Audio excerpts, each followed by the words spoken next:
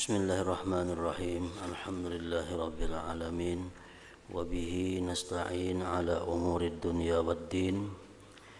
Wassalatu wassalam ala habibillah sayyidina Muhammadinil amin wa ala alihi wa ashabihi wattabi'in wa man tabi'ahum bi ihsanin ila yaumiddin.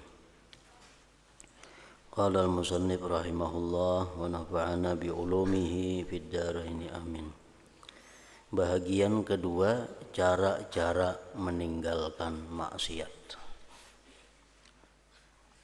Jadi sebagaimana kita wajib mengetahui hal-hal yang dipardukan oleh Allah, perkara-perkara yang diwajibkan oleh Allah, kita wajib mengetahui agar kita bisa melaksanakannya. Nah, demikian pula kita wajib mengetahui dan mempelajari tentang maksiat, dosa-dosa, hal-hal yang dilarang oleh Allah agar kita bisa menjauhinya atau meninggalkannya.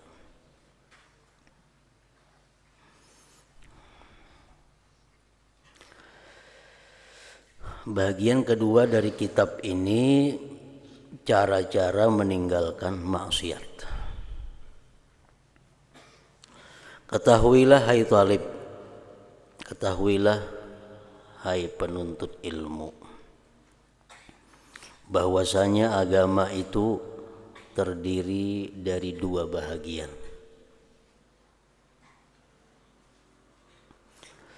Pertama, meninggalkan maksiat. Kedua, mengerjakan taat. Jadi di sini yang pertama itu meninggalkan maksiat, karena itu lebih penting daripada melakukan taat. Rasulullah sallallahu alaihi wasallam diutus oleh Allah Subhanahu wa taala untuk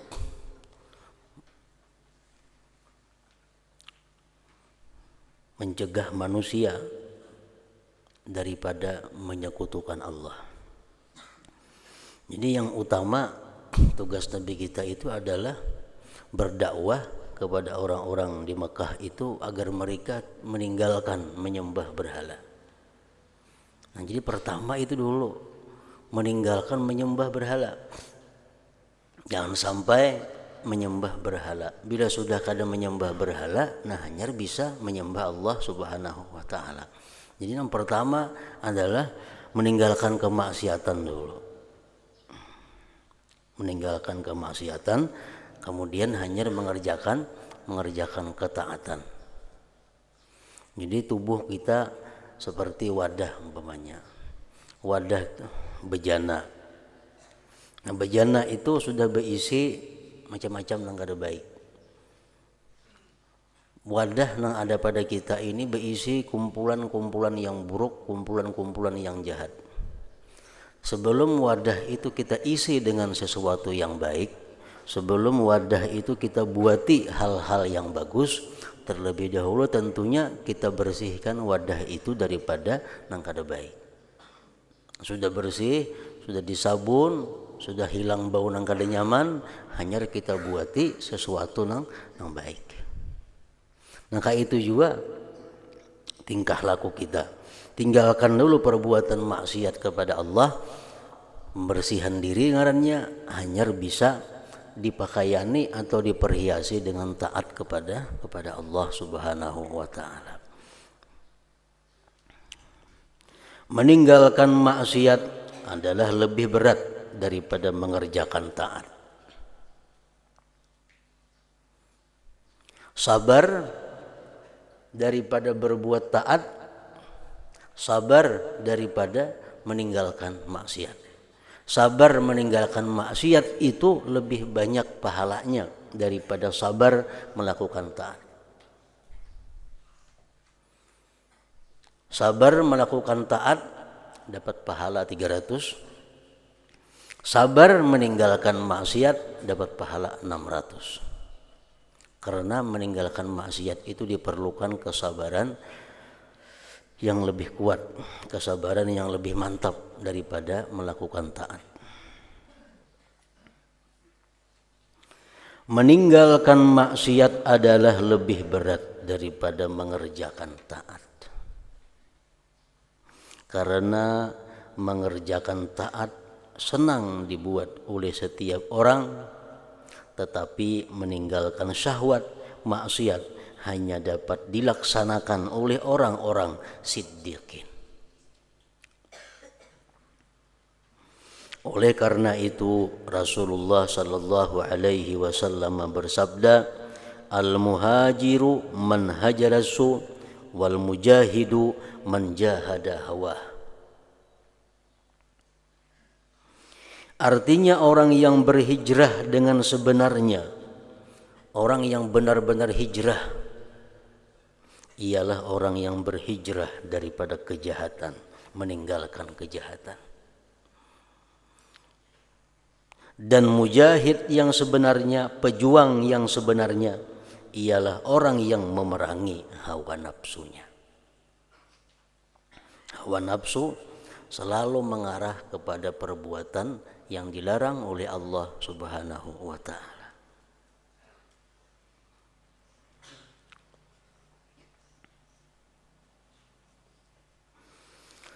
Pasal pertama, cara-cara meninggalkan maksiat yang zahir, maksiat anggota.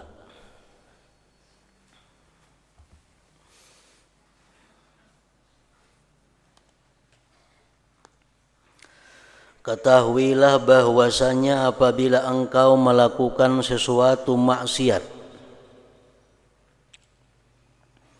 maka sebenarnya engkau melakukan maksiat itu dengan menggunakan anggota badanmu yang merupakan nikmat Allah yang dianugerahkannya kepadamu.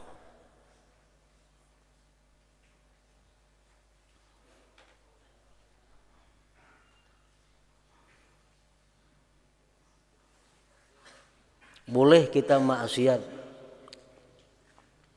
silahkan maksiat kepada Allah, hendak minum arak, hendak berbuat zina, hendak berbuat riba, silahkan boleh aja berbuat maksiat itu. Cuma syaratnya jangan menggunakan nikmat Allah, jangan di tempat ampun Allah. Ayo hendak minum arak, ayo hendak berzina, tapi jangan di tempat Allah. Di mana kehendaknya? Amun masih dalam dunia, dunia adalah milik Allah. Jadi boleh kita melakukan maksiat asal yang kita gunakan jangan nikmat Allah. Menggunakan nikmat Allah kepada kemaksiatan itu ngarannya adalah kufur nikmat. Kufur nikmat. Orang yang kufur terhadap nikmat Allah, artinya orang yang menyalahgunakan nikmat Allah, itu azab Allah sangat pedih. Inna azabi lasyadid.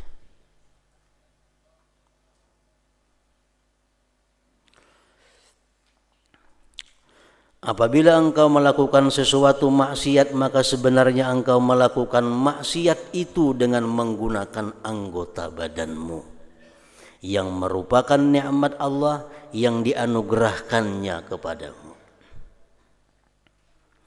dan menggunakan amanah yang diberikan kepadamu, kepercayaan yang diberikan kepadamu. Allah memberikan kepercayaan kepada kita mata, memberikan kepercayaan kepada kita telinga, memberikan kepercayaan kepada kita kaki, tangan, dan sebagainya.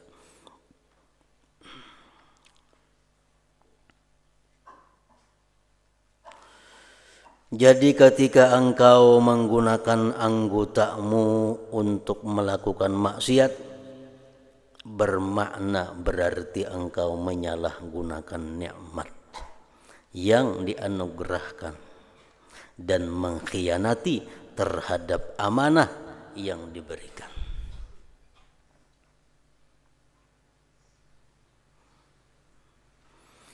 Dan anggotamu adalah rakyatmu. Tangan, kaki, mata, telinga itu adalah anak buah kita, rakyat kita. maka hendaklah engkau berpikir baik-baik bagaimana sepatutnya engkau menjaganya, menjaga rakyat itu. Sabda Rasulullah sallallahu alaihi wasallam, "Fakullukum ra'in wa kullukum mas'ulun an ra'iyyatihi." Artinya maka kamu semua adalah pengembala, pemimpin maksudnya. Dan kamu semua akan ditanyai tentang pengembalaannya, kepemimpinannya itu.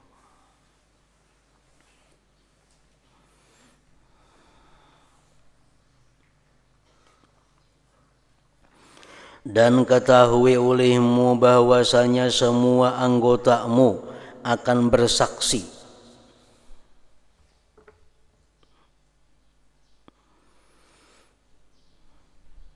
ke atas segala perbuatanmu di padang mahsyar kelak. Belum lagi ditambah saksi-saksi yang lainnya.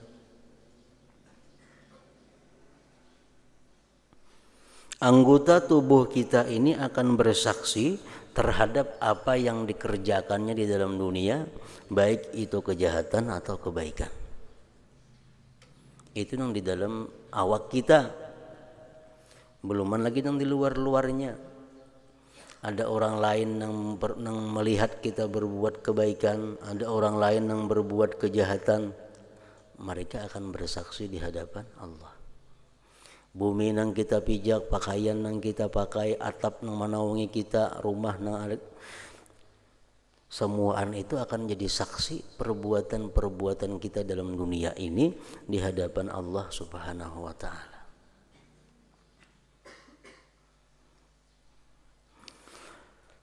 Semua anggotamu akan bersaksi ke atas segala perbuatanmu di padang mahsyar kelak, dengan menuturkan perkataan yang lancar dan terang.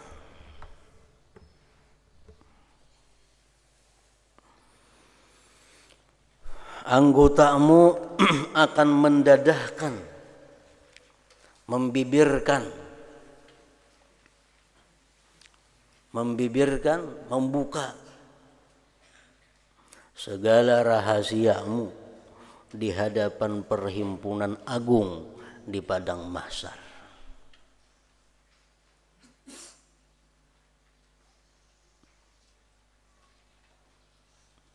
Dan itu sudah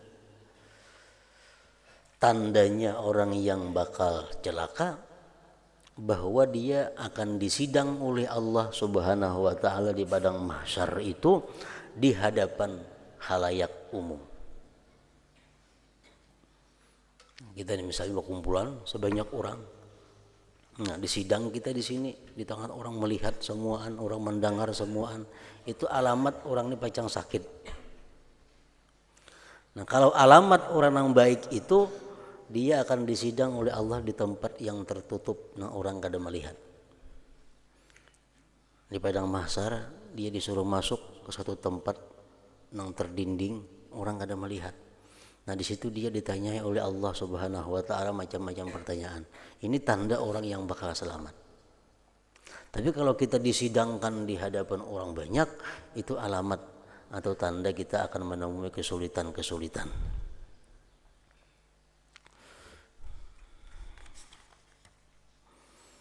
Dan anggotamu akan mendadahkan, membibirkan segala rahasiamu di hadapan di hadapan perhimpunan agung di padang mahsyar. Dalam hal ini Allah Ta'ala telah berfirman, yauma tashhadu alaihim alsinatuhum wa aydihim wa arjuluhum bima kanu ya'malun. Maksudnya di hari itu, hari kiamat, akan bersaksilah ke atas kamu oleh segala lidahmu, tanganmu dan kakimu dengan segala sesuatu yang telah kamu perbuat di dalam dunia dahulu.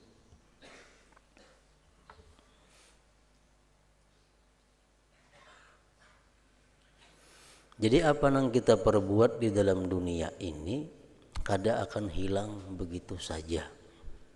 kada akan terhapus dosa-dosa, baik dosa lewat manapun kita melakukan dosa, itu dosa akan tetap ada. Macam suara kita nih, suara kita ini akan terus sampai ke atas. Mungkin hilang di pendengaran kita saat ini, tapi suaranya akan terus sampai ke atas sana. Nah, perbuatan-perbuatan dosa, rekaman-rekaman perbuatan kita itu kada akan hilang dan hanya bisa dihapus yang maksiatnya dengan istighfar dan tobat kepada Allah Subhanahu wa taala. Selama kita kada istighfar, selama kita kada tobat, maka seluruh rekaman-rekaman perbuatan dosa kita itu akan jelas diperlihatkan Allah di hari kiamat kaina kepada kita. Jadi setiap orang itu mempunyai rekaman dirinya masing-masing. Setiap orang mempunyai rekaman dirinya. Nah, akan diputar rekaman diri kita di hadapan orang banyak. Niyalah ikam, iya. Niyalah ikam berbuat maksiat. Nah, di situ sama ada kayak orang merekam lawan video tuh, ada tanggalnya, ada jamnya, ada semua lengkap data-data yang pernah kita lakukan di dalam dunia ini. Itu dijelaskan dalam Al-Quran.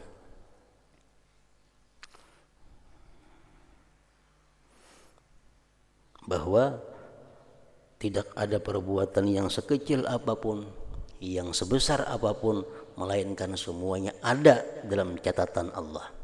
Artinya dalam rekaman di sisi Allah Subhanahu wa taala. Jadi kita kada kau menghindar data-datanya lengkap. Nah, itu artinya yauma tashhadu alaihim alsinatuhum wa aydihim wa arjuluhum bima kanu ya'malun.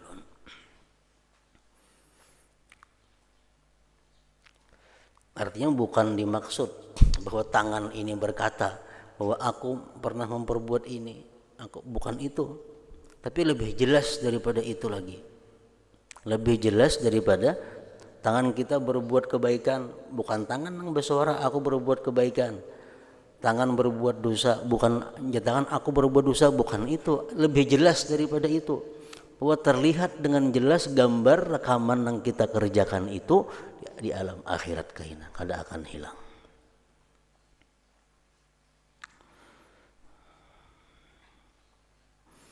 Jadi satu-satunya jalan untuk menghapus perbuatan-perbuatan dosa yang kita lakukan itu kada lain memperbanyak tobat, memperbanyak istighfar, minta ampun kepada Allah Subhanahu wa taala supaya dapat menghapuskan nang kada baik daripada perbuatan kita. Di hari kiamat akan bersaksilah ke atas kamu oleh segala lidahmu,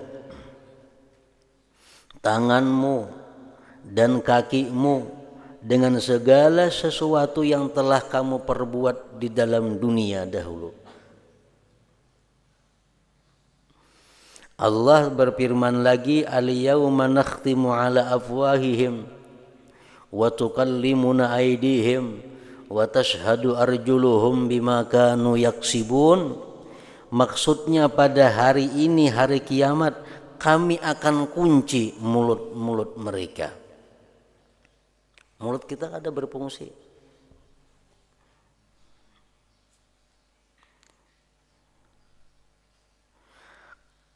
Akan kami kunci mulut-mulut mereka dan akan bercakap kepada kami tangan mereka.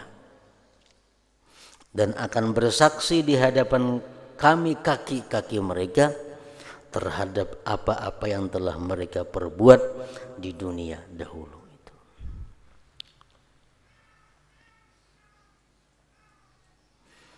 Maka jagalah baik-baik seluruh anggotamu, khususnya anggotamu yang 7, karena pintu neraka itu 7. Pintu neraka 7. Jahannam, Laza, Hutamah, Sa'ir, Sakar, Jahim, Hawiyah. pintu-pintu neraka. Dan telah ditentukan setiap pintu itu untuk dimasuki oleh kumpulan yang telah melakukan perbuatan maksiat dengan salah satu di antara 7 anggota badanmu.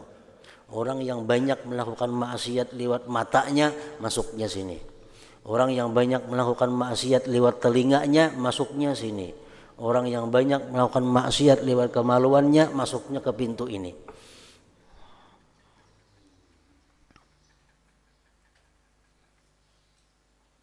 Yaitu mata, telinga, lidah, perut, kemaluan, tangan, dan kaki.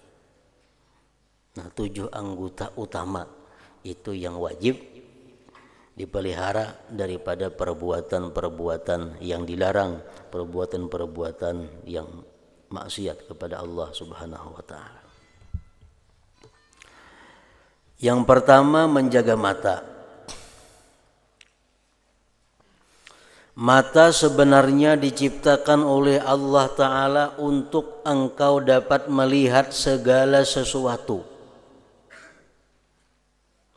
sehingga engkau dapat menggunakannya si mata dalam menunaikan segala hajatmu, dan engkau dapat melihat dengan matamu akan keajaiban ciptaan langit dan bumi. Mata kadang-kadang melihat kepada yang diwajibkan oleh Allah. Mata kadang-kadang melihat kepada sesuatu yang disunatkan oleh Allah. Mata kadang-kadang melihat kepada sesuatu yang dimakruhkan oleh Allah. Mata kadang-kadang melihat kepada sesuatu yang dibolehkan oleh Allah Subhanahu wa taala. Jadi ada 5 macam penggunaan mata ini.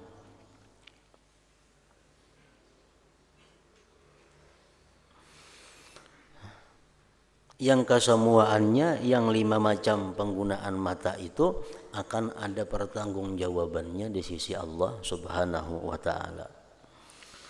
Maka sebenarnya diciptakan oleh Allah Ta'ala untuk engkau dapat melihat segala sesuatu, sehingga engkau dapat menggunakannya dalam menunaikan segala hajatmu, dan engkau dapat melihat dengan matamu akan keajaiban ciptaan langit dan bumi,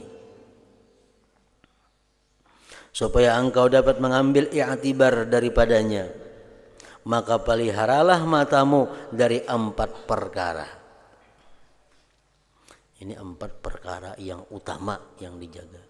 Walaupun masih banyak lagi hal-hal selain daripada 4 ini yang perlu dijaga mata kita. Cuma 4 perkara ini adalah pokok. Pertama, melihat perempuan yang bukan mahram.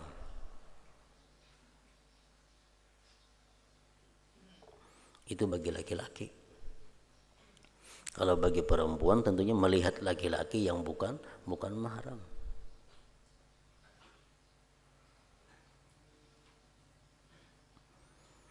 Melihat perempuan yang bukan mahram.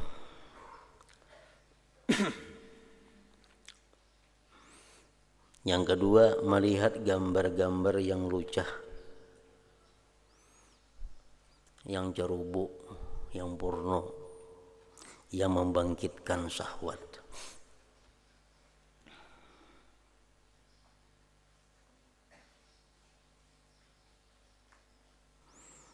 Yang ketiga, melihat orang lain dengan pandangan penghinaan.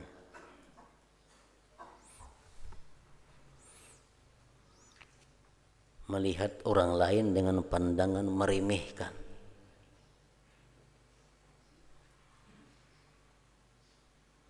Yang keempat, melihat-lihat keaiban orang lain.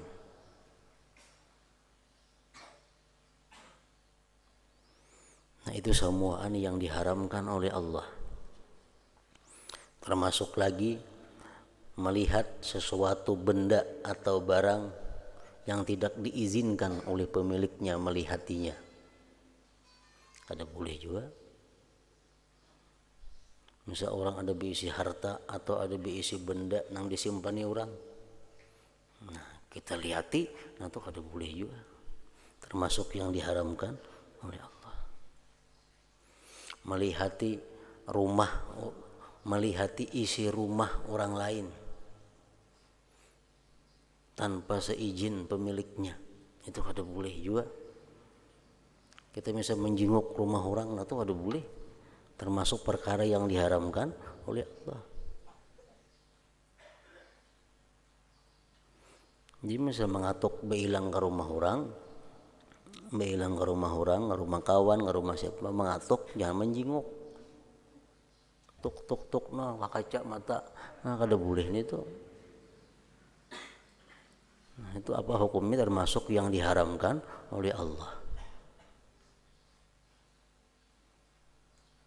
Itu ada nangka itu orang datang mengatuk-ngatuk menjenguk ke kaca, nah ngapa dijenguk? Padahal itu adalah sesuatu yang diharamkan oleh Allah.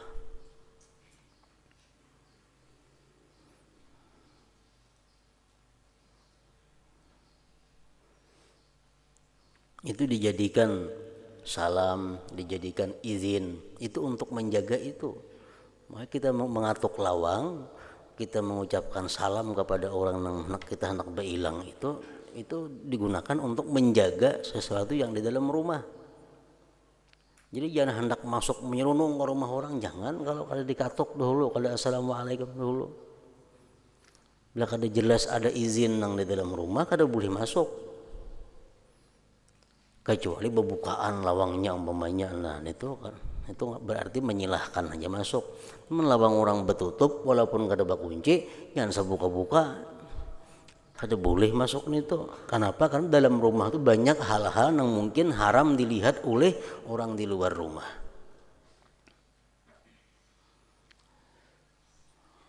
Kita beilang ke rumah orang umpamanya, beilang ke rumah orang, lalu ujarna ampun rumah, duduk sini nah. Itu wajib kita menurutin itu. Misal kursi kayak ini, hadapnya ke situ. Di sini ada kursi, hadapnya ke situ. Di sini ada kursi, hadapnya ke sana. Sini ada kursi, hadapnya ke sini. Itu kan biasa kursi nih. Datang kita beilang. Jadi jangan pun rumah, duduk sini nah, sebelah sini nah. Nah kita wajib duduk di situ. Hukumnya wajib duduk menuruti perintah nah ampun rumah nih. Kenapa? Karena ampun rumah ini menyuruh kita duduk di situ ada maksud. Pasti ada tujuannya. Jadi kalau kita masuk ke rumah orang itu, kemana orang rumah menyuruh duduk, di situ kita nang wajib duduk. Kada boleh sekanak seorang duduk itu dalam rumah orang, kada duduk saja pun kita diwajibkan taat kepada nang ampun rumah. Karena ampun rumah ini bisanya menjaga. Kalau duduk di sini dilihatkan nampak dapur kelihatan. Nah, amun duduk di sini bisa kamar kelihatan. Nah, jadi ampun rumah itu menyuruh duduk di sini itu ada maksud tujuannya tertentu. Nah, jadi kita sini aja ampun rumah, duduklah di situ, jangan belai-lain pada situ duduk. Nah, ampun rumah sudah menyediakan itu berarti ada maksudnya, ada tujuan tertentu. Nah, jadi di sini dalam kitab ini Al-Imam Al-Ghazali membuat bahwa hanya ada 4 dosa mata yang wajib kita menjaganya. Nah, 4 ini merupakan pokok. Pertama, melihat perempuan yang bukan mahram atau melihat laki-laki yang bukan mahram. Yang kedua, melihat gambar-gambar yang lucah yang membangkitkan syahwat. Gambar-gambar porno yang membangkitkan syahwat. Yang ketiga, melihat orang lain dengan pandangan penghinaan. Yang keempat, melihat-lihat keaiban orang lain. Nah, yang kelima, melihat kemungkaran. Itu sama, hukumnya adalah haram juga. Melihat kemungkaran,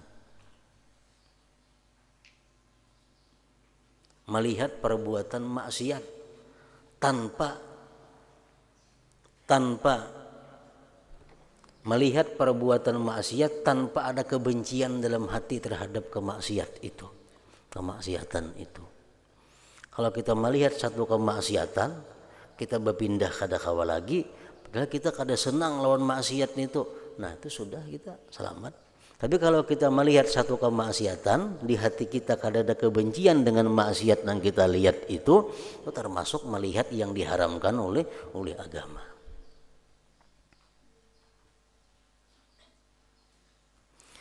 Nah, jadi dosa-dosa di mata itu macam-macam. Ada dosa besar, ada dosa kecil. Nah, kalau dosa kecil itu akan bisa hilang dengan sendirinya dengan melakukan perbuatan-perbuatan yang baik. Tapi kalau dosa mata itu dosa yang tergolong besar kayak mengintip akan orang. Nah, misalnya rumah orang diburu, diluangin rumah orang. Nah, mata itu dosa mata tapi dosanya besar. Nah, dosa-dosa yang besar seperti itu kada akan bisa hilang dengan hanya sekedar melakukan perbuatan baik. Itu mesti perlu tobat yang bujur-bujur, tobat yang sungguh-sungguh kepada Allah Subhanahu wa taala, dan sebelumnya mesti minta halal, minta ampun kepada orang nang dilihati dengan demikian cara tadi. Itu mengganggu kehormatan orang, mengganggu pribadi orang. Al-Imamul Ghazali mengatakan dalam kitab Ihya Ulumuddin bahwa perbuatan yang baik akan menghapuskan perbuatan yang jahat, terutama itu dimaksudkan adalah yang sesuai. Terutama yang dimaksudkan yang sesuai dengan perbuatan maksiat itu. Nah, kalau kita menggunakan mata kepada yang diharamkan Allah, kita menggunakan mata kepada hal yang dibenci oleh Allah, cara menghapuskannya itu adalah lewat mata juga. Itu yang utama. Misal mata kita melihat kepada yang diharamkan Allah, nah kita ganti dengan memandang kitab, umpamanya mempelajari hukum-hukum Allah. Nah, kita memandang kepada kitab yang isinya ilmu tentang hukum-hukum Allah, itu akan banyak menebus dosa-dosa di mata, terutama dosa-dosa yang kecil tadi. Nah, kita membaca Al-Quran walaupun hafal, membaca ratib walaupun hafal, membaca wirid walaupun hafal, tapi kita berkitab, berbuku, itu jauh lebih bermanfaat daripada yang berhafalan itu. Kenapa? Karena kalau bahapal itu kada ada masuk dosa menghapus nang di mata.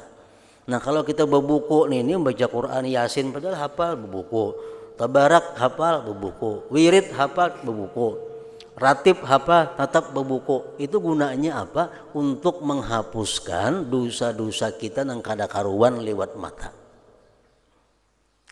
Nah, jadi perbuatan dosa lewat mata hendaknya ditebus dengan lewat mata juga. Itu lebih cepat menjadi Imam Ghazali menghapuskan dosa daripada yang lainnya. Misalnya kita berbuat dosa lewat mata, nah, lalu kita ganti dengan sedekah. Sedekah perbuatan baik juga. Nah, ini menghapuskan dosa juga. Cuma yang lebih tepatnya, yang lebih berpengaruhnya bila dosa lewat mata juga kita menebus lewat mata. Dan pahala lewat mata nang jelas, nang nyaman kita temui adalah membaca Al-Quran, membaca kitab. Nah, itu nyaman dosa pahala-pahala lewat mata nang nyaman digawi, nang dilaksanakan. Jadi setiap kali kita mutalaah, makin banyak kita menelaah hukum-hukum Allah, makin banyak kita membaca kitab-kitab, makin banyak dosa-dosa di mata yang dihapuskan oleh Allah Subhanahu wa taala. Apalagi kita misalnya membaca Quran sehari setengah jam, malam membaca Quran setengah jam. Nah, sejam sudah mata kita di jalan yang baik. Sejam lah sudah mata kita menghapuskan dosa-dosa di mata itu. Tambah kita pulang tengah 2 jam belajar membaca kitab. Tambah pulang kita siang tengah 2 jam memandang kepada kitab. Nah, itu semuaan yang kita pandang-pandang itu adalah kebaikan yang menghapuskan dosa kita lewat mata.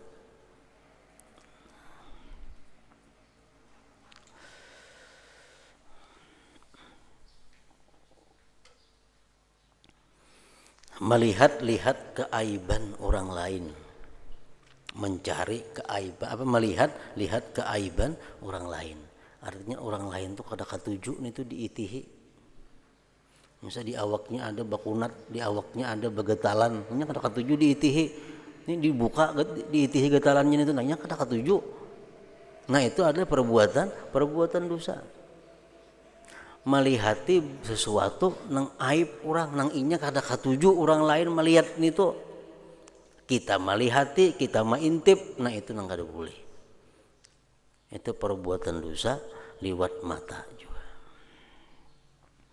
Jadi di sini Imam Ghazali cuma menyampaikan 4 pokok tentang dosa-dosa mata, padahal lebih daripada 4 itu. Nah, ke situ dulu yang keempat. Yang kedua, daripada anggota yang wajib dijaga daripada maksiat adalah telinga.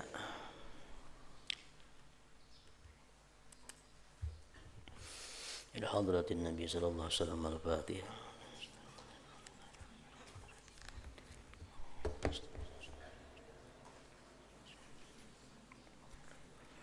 Bismillahirrahmanirrahim. Alhamdulillah rabbil alamin wa shalli wa sallim ala sayyidina Muhammad wa alihi wa sahbihi ajma'in.